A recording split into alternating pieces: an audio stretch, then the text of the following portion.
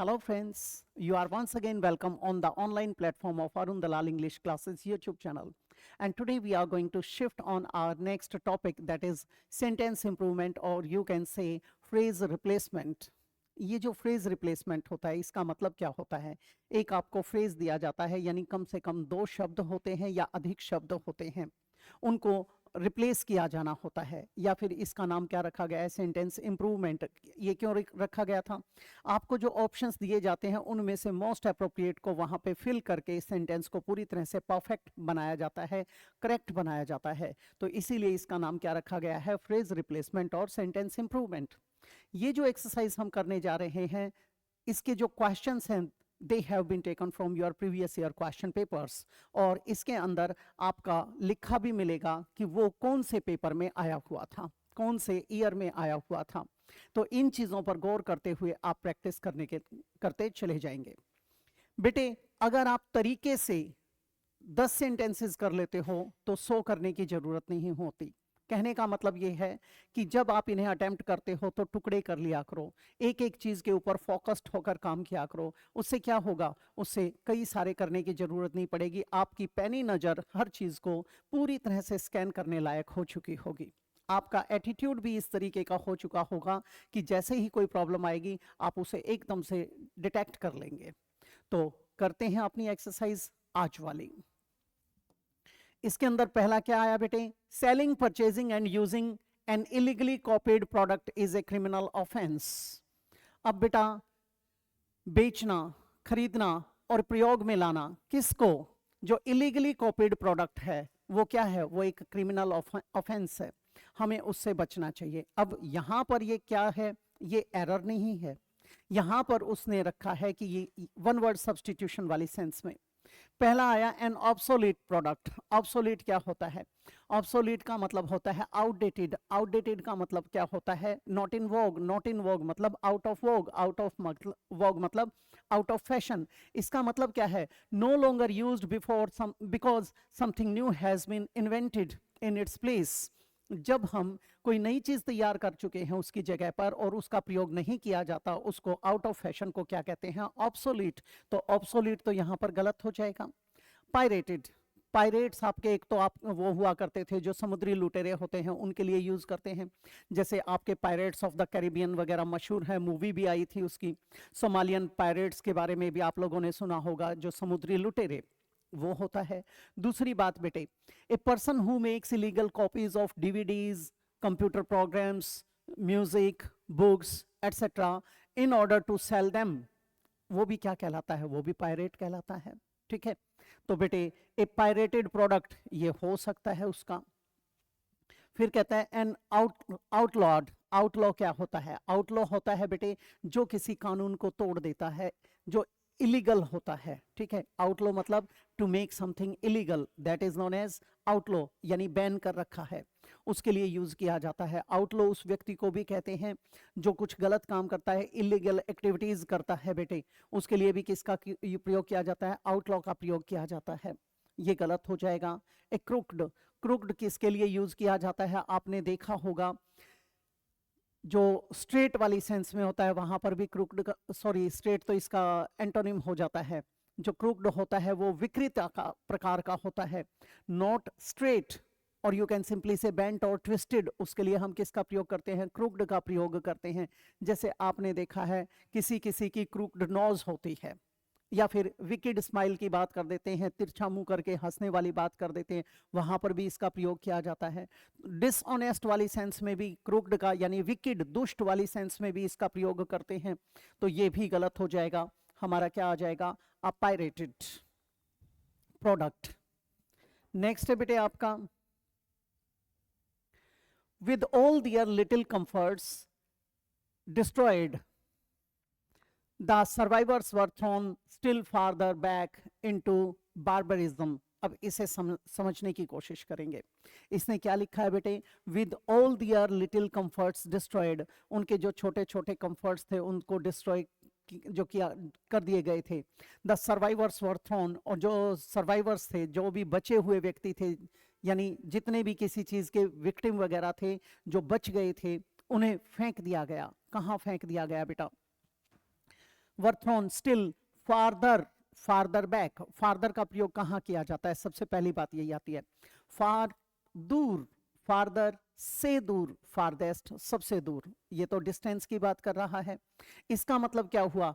इसका मतलब हमारा फार्दर नहीं आएगा, ठीक है, फार्दर नहीं आएगा तो ये हमारा ये भी गलत हो जाएगा, अ लिटिल फार्दर इनटू। अब हमारे पास नो इम्प्रूवमेंट तो आ नहीं सकता, अब ये दो बच गए, ठीक है। अब यहां पर फर्दर बैक इनटू और फर्दर बैक फॉर, अब बेटे फॉर का प्रयोग तो किया नहीं जा सकता, क्यों नहीं किया जा सकता? उनको उस चीज के अंदर वापस डाल दिया गया है, किसमें? बार्बरिज्म में। ये बार्बरिज्म क्या होता है बेटे? बार्बरिज्म का प्रयोग किया जाता है क्रूअल और वायलेंट बिहेवियर के लिए। वहां पर किसका प्रयोग करते हैं? जो अनसिविलाइज्ड एटीट्यूड होता है उसके लिए यूज करते हैं, वहां क्या आ जाएगा? बार्बरिज्म आ जाएगा। और कई बार कहा जाता है जो असभ्य वाली सेंस आती है उसी में बोला जाता है a state of not having any education, respect for art और कल्चर, ठीक है, that is known as barbarism. तो बेटे यहां पर फॉर का प्रयोग ना करके हम किसका प्रयोग करेंगे? फर्दर बैक इनटू बार्बरिज्म, उन्हें वापस खदेड़ दिया गया पीछे की तरफ। नेक्स्ट है बेटे, he said that I have finished my work. अब यहां पर समझने की कोशिश करेंगे, यहां ये सेंटेंस कहां से लिया गया है? आपके डायरेक्ट इनडायरेक्ट स्पीच से लिया गया है। डायरेक्ट इनडायरेक्ट स्पीच में कैसे किया जाता है वो भी देखेंगे। ही सेड दैट, अब यहां तक ये ही हमारा सब्जेक्ट है, सेड हमारा रिपोर्टिंग वर्ब है। रिपोर्टिंग वर्ब किस में आया? पास्ट में। और ये स्पीच कौन सा है? Indirect speech, indirect speech. और दैट आ गया। अब जो ये फर्स्ट पर्सन होता है ये किसके अनुसार बदलता है? सब्जेक्ट के अनुसार।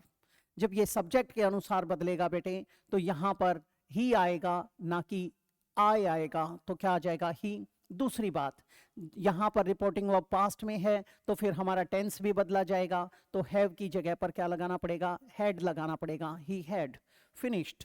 और फिर ये माई, ये भी फर्स्ट पर्सन है, ये भी किसके अनुसार बदलेगा? उसी ही के अनुसार। यहां पर क्या आ जाएगा? His work. इसका मतलब इसमें नो इम्प्रूवमेंट तो आ नहीं सकता, ठीक है। अब हमारे पास जो आया उसके हिसाब से देखते हैं, ही हैड फिनिश्ड हिज वर्क, बेटे ए हो सकता है हमारा। ही हैज तो गलत हो जाएगा यहाँ पर। आई हैड, बेटे आई नहीं आएगा क्योंकि first person changes according to the subject of the reporting verb, तो बाकी ठीक था, ये दोनों गलत हो गए। ही वॉज, बेटे वॉज तो आ नहीं सकता क्योंकि उसने परफेक्ट टेंस रखा है, तो ये गलत हो जाएगा। ही वॉज फिनिश्ड का मतलब है उस आदमी को खत्म किया गया, ये तो पैसिव वॉइस हो जाएगा, गलत हो गया। तो इसके अंदर हमारा क्या आ जाएगा? He had finished his work. Next पे चलते हैं बेटा। Many great people born in that small village. अब यहां पर एक चीज देखेंगे, पहली बात, बेयर, बॉर,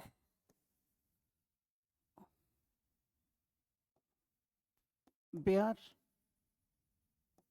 बॉर, बॉर्न, फिर अगला भी बेयर, बॉर, बॉर्न। बेटे ये जो है इसका मतलब है to produce, to deliver, to give birth to somebody और समथिंग। किसी व्यक्ति को जब जन्म दिया जाता है या किसी जीव को जन्म दिया जाता है उसके लिए इसका प्रयोग करते हैं। और नीचे वाला जो बेयर आया है इसका मतलब होता है टू टॉलरेट, टू एंड्योर, सहन करना, झेलना, बर्दाश्त करना। ये तो हमारा गलत हो जाएगा। अब यहां पर आ जाते हैं। अब यहां पर मैनी ग्रेट पीपल, बहुत सारे महान लोग, ठीक है। बोर्न, बोर्न हमारा क्या आया? पास्ट पार्टिसिपल आया, थर्ड फॉर्म। थर्ड फॉर्म अकेला आ नहीं सकता, इसका मतलब या तो इन्होंने पैदा किया, इन्होंने पैदा किया इन दैट स्मॉल विलेज। अब यहां पर किसको पैदा किया वो नहीं आया, इसका मतलब ये पास्ट टेंस यानी सेकंड फॉर्म गलत हो जाएगा, ठीक है। इसका मतलब क्या हुआ कि ये सेंटेंस हमारा किस में आएगा? पैसिव वॉइस में आएगा। कई महान लोगों को उस गांव में पैदा किया गया था, इसका मतलब है कि यहां पर पैसिव वॉइस आएगा, तो थर्ड फॉर्म को तो रख लेंगे। और ये पीपल प्लूरल है, प्लूरल है, तो इसका मतलब क्या है? यहां पर प्लूरल वर्ब आएगी। किया जाता है हो नहीं सकता, किया गया था पास्ट की बात आएगी, और पीपल प्लूरल है तो क्या आ जाएगा? वर्ब। अब यहां देखते हैं, पीपल के साथ वॉज नहीं आ सकता क्योंकि ये प्लूरल है, ये सिंगुलर है, एक एलिमिनेट हो गया। ये आ नहीं सकता, हमारा नो सब्सटीट्यूशन कट जाएगा। पैदा किया जाता है, ये गलत हो गया, क्या आ जाएगा? वर बोर्न, ये हमारा डी ऑप्शन बन जाएगा। नेक्स्ट है बेटे, it is true that learning English is essential for professionals to survive the national and international competitions। अब यहां पर एक चीज देखिए बेटे, इट इज ट्रू दैट, ये सत्य है कि लर्निंग इंग्लिश, बेटे अंग्रेजी सीखना। अब क्यों सीखना अंग्रेजी, पहले तो उसी की बात को देखते हैं। बेटे अंग्रेजी सीखना इसलिए क्योंकि ये एक इंटरनेशनल लैंग्वेज बन चुकी है, ये एक ग्लोबल या यूनिवर्सल लैंग्वेज बन चुकी है, और जो यूनिवर्सली यूज की जाती है। अब बेटा उसकी जरूरत पड़ेगी, कहीं भी आप बाहर जाते हो, नेशनल या इंटरनेशनल लेवल पर रिप्रेजेंट करते हो, तो वहां पर इसकी आवश्यकता होती है। अब यहाँ था, it is true that learning English is essential for professionals, किनके लिए, जो प्रोफेशनल्स हैं उनके लिए जरूरी है। टू सर्वाइव, बेटे टू के साथ तो वर्ब की फर्स्ट फॉर्म आनी चाहिए थी, इसका मतलब ये तो हमारा एलिमिनेट हो गया, ये एलिमिनेट हो गया, तो नो इम्प्रूवमेंट तो आ नहीं सकता हमारा। The national and international competitions, to be, इसके साथ बी तो आएगा नहीं, ये गलत हो गया। हैविंग टू सर्वाइव, बिल्कुल गलत हो गया, क्या आ जाएगा, फॉर सर्वाइविंग। फॉर सर्वाइविंग भी लिख सकता था, फॉर सर्वाइवल भी लिख सकता था, लेकिन सर्वाइवल होता the national and international competitions, तो वहां पर थोड़े से चेंजेस आ जाते हैं हमारे पास। अब क्या आ जाएगा, it is true that learning English is essential for professionals for surviving the national and international competitions, और वो सर्वाइवल गलत हो जाता। दूसरी बात, टू के साथ आएगा तो यहां पर क्या आ जाता, वर्ब का फर्स्ट फॉर्म, तो इसीलिए हमने किसको चुना है, ऑप्शन नंबर डी को। नेक्स्ट पे चल पड़ते हैं। Peer pressure is bound to affect most of us both positively and negatively। ये peer pressure क्या होता है, पहले तो इसी को जान लीजिए। बेटे कई बार क्या होता है, आप लोग आपस में यार दोस्त बैठकर अपनी तैयारी करते हैं, ठीक है, और उस टाइम पे क्या होता है, जो कंपटीशन वाली फीलिंग होती है उसकी बात की गई है, वहां पर कई बार कुछ बच्चे दब जाते हैं, कुछ बच्चे ऐसे होते हैं जो उसका फायदा उठाते हैं, उस सेंस में यूज किया जाता है। तो बेटा peer pressure is bound to effect most of us both positively and negatively. जो पीयर प्रेशर होता है वो बाउंड है, किस चीज के लिए बाउंड है, वो हम पर प्रभाव डालता है पॉजिटिवली भी और नेगेटिवली भी। अब कैसे उसे समझेंगे, टू के साथ वर्ब की फर्स्ट फॉर्म आती है। अब बच्चे क्या सोचते हैं, इसको वर्ब समझ लेते हैं, जबकि आमतौर पर हम इफेक्ट को एक नाउन वाली सेंस में यूज करते हैं, और जो अफेक्ट होता है इसको एक वर्ब की तरह यूज किया जाता है। इफेक्ट का मतलब है प्रभाव और अफेक्ट का मतलब है प्रभाव डालना, तो दोनों में अंतर है। इसका मतलब ये तो हमारा आ नहीं सकता, तो नो इम्प्रूवमेंट इन्होंने दे भी नहीं रखा। इसका मतलब क्या है, ये तो एलिमिनेट करना ही पड़ेगा। इन्वोक का प्रयोग कहां पर किया जाता है, बेटे जब भगवान का आह्वान करने की बात करते हो वहां पर इन्वोक का यूज किया जाता है।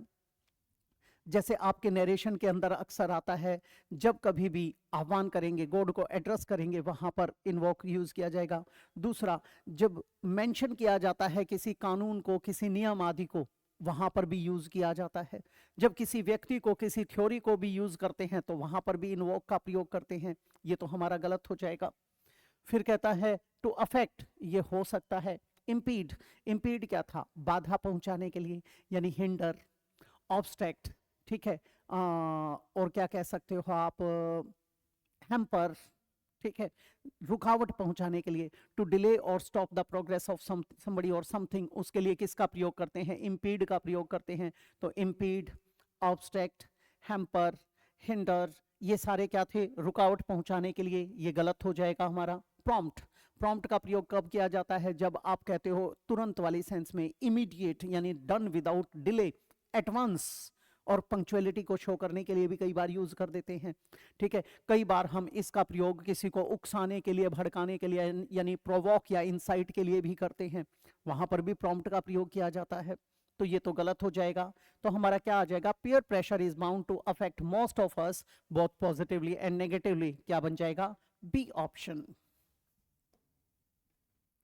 नेक्स्ट बेटे द पेंडेमिक, ये पेंडेमिक क्या होता है, सबसे पहली बात तो यही आ जाती है बेटे। पेन, PAN, पेन का प्रयोग कहाँ पर किया जाता है, यहाँ पर एक तो होता है आपका फ्राइंग पैन तो वो तश्तरी या कढ़ाई के लिए यूज करते हो।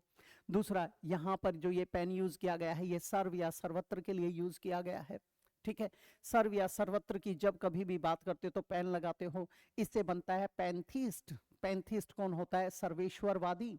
अ person who says that there is God in everything, that person is known as pantheist. एक टर्म और आती है pantheism, a belief, principle or doctrine that says that there is God in all natural things, that is known as pantheism.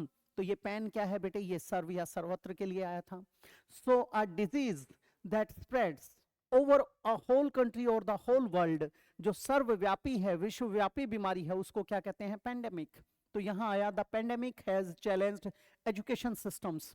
जो corona आया था, कोविड-19 के दौरान की बातें हैं, तो उस टाइम पे उसने क्या किया था? पूरे के पूरे एजुकेशन सेंटर को चुनौती दे दी थी। To ensure learning continuity. अब यहाँ पर क्या कहता है? To ensure. एंश्योर क्या होता है बेटे? किसी चीज को सुनिश्चित करने के लिए किसका प्रयोग करते हैं? वही एंश्योर का प्रयोग करते हैं, ठीक है। टू मेक श्योर, डेफिनेट बनाने वाली सेंस में। Learning continuity, substantially increasing the demands placed on teachers. अब यहाँ पर बेटे टू एंश्योर आ सकता है, टू के साथ एंश्योरिंग गलत हो जाएगा। फोर के साथ आता है तो एंश्योरिंग आना चाहिए था, जेरेंड लगाना चाहिए था, गलत हो गया।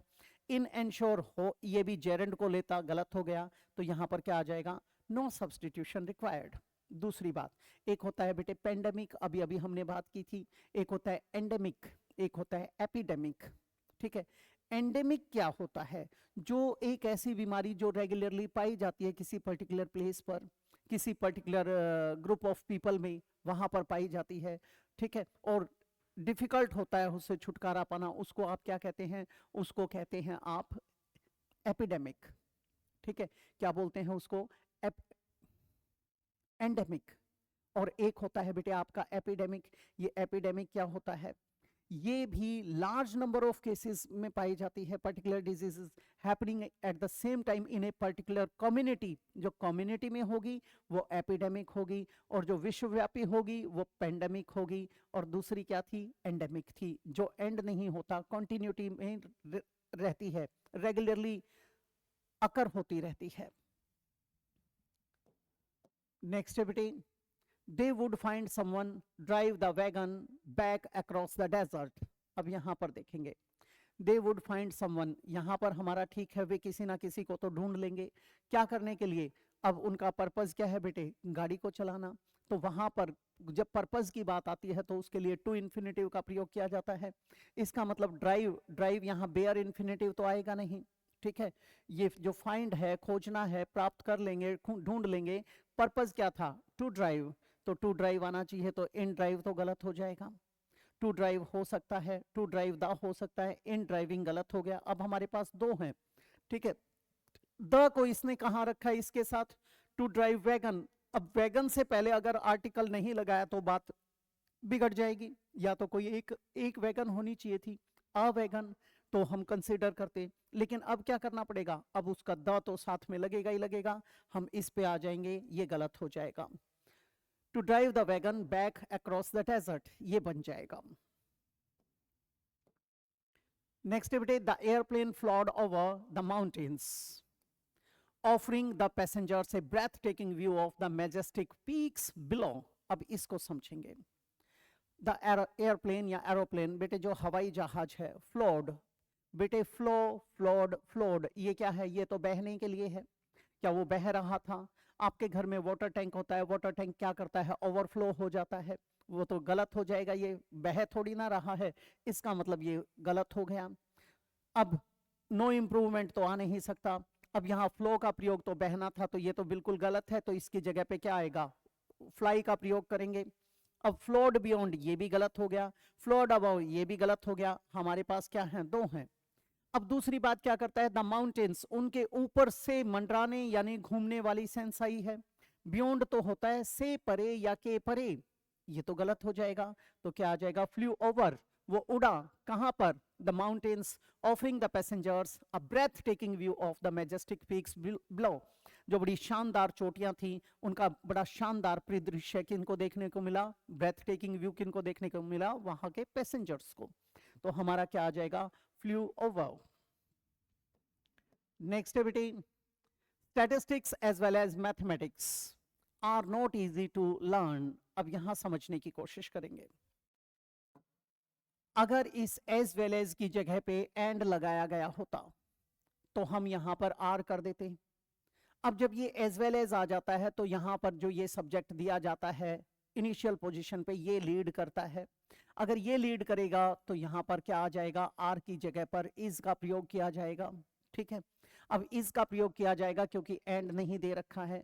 अब वर्ड गलत हो गया, वोज आ सकता था, हैज आ सकता था, इज, ये तीनों ही सिंगुलर हैं। लेकिन वहां पर क्या दिया गया है, not easy. Easy, what is not easy? Easy क्या है बेटा, स्टैटिस्टिक्स। अब इसका एडजेक्टिव है, एडजेक्टिव आएगा तो हैज नहीं आ सकता हमारा।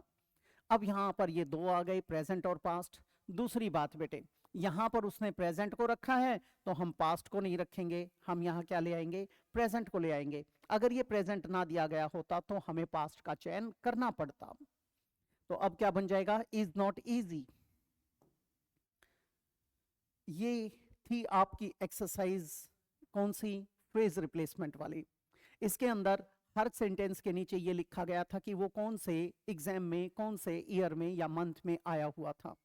इन चीज़ों पर गौर करते हुए चलें ताकि आपको ये आइडिया भी रहे कि ये कितनी बार रिपीट हुआ है या किस प्रकार के क्वेश्चंस कौन से समय में पूछे गए थे। ठीक है, ये आपकी हेल्प करेंगे एक अच्छी स्ट्रेटजी तैयार करने में। तो इसी के साथ मैं इजाज़त चाहूँगा, मिलते हैं अगली क्लास में। नमस्कार दोस्तों।